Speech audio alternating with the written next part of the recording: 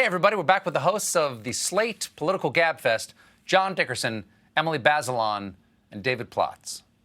I want to follow up on a part of your point there, John, and this is for everybody, and sort of based upon what Jamel Bowie said in last week's Gabfest. We missed you, David. It was, why are the Republicans sticking by this guy? Because don't the people who are coming up, your Tom Cottons, your Ted Cruzes, your Nikki Haley's, don't they really want him off the scene? Because if the next primary, if the next 2024 primary is real about who can be most like Donald Trump, well, Donald Trump's going to win that. And staying close to him is merely going to give him more power. Why won't they give him the door?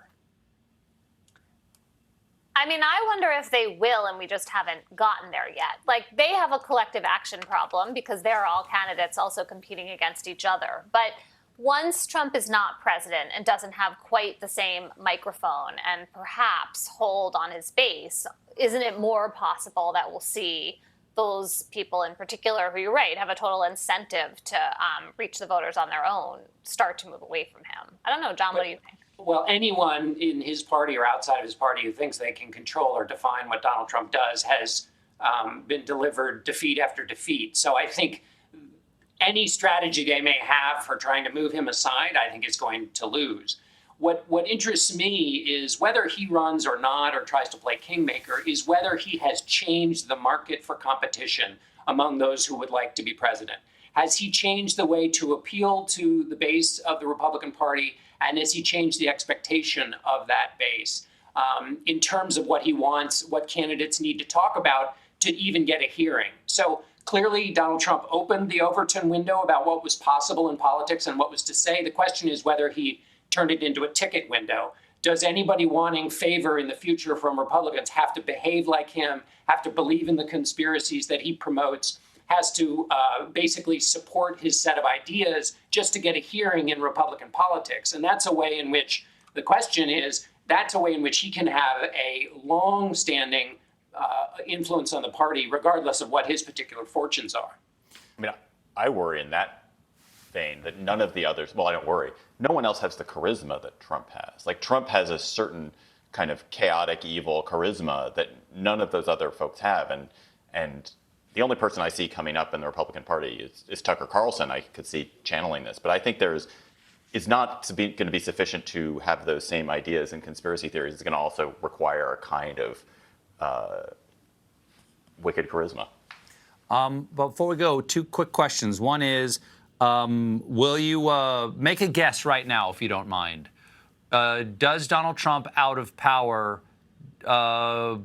lose his base? Because my theory is strongman is strongman until strongman ever weak, and then strongman never strong.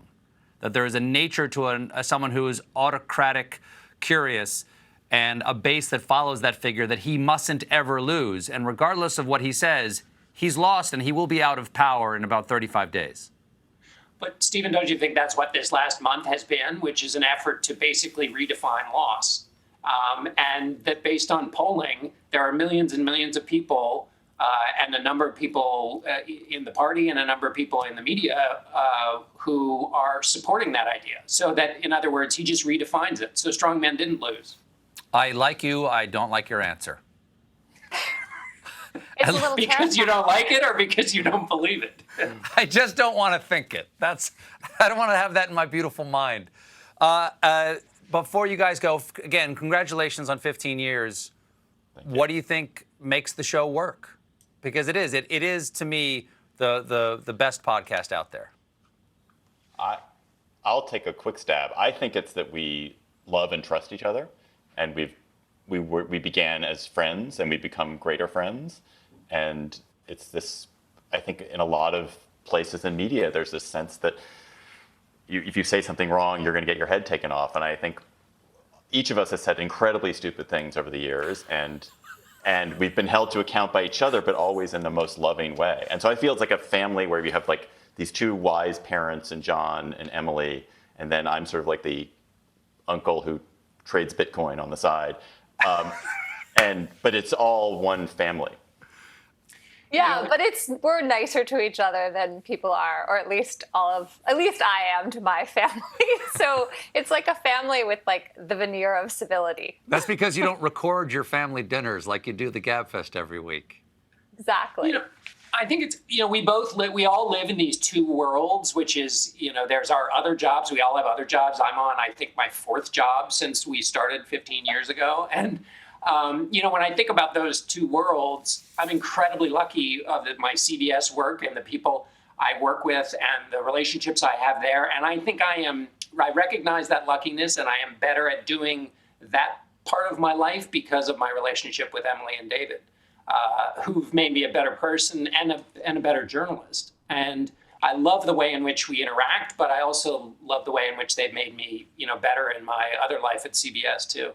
Well, thank you for an amazing 15 years of your podcast, and I look forward to another 15 more. The 15th anniversary episode of the Slate Political Gabfest airs live tomorrow. Emily Bazelon, John Dickerson, and David Plotz, everybody. We'll be right back with a performance by Greta Van Fleet.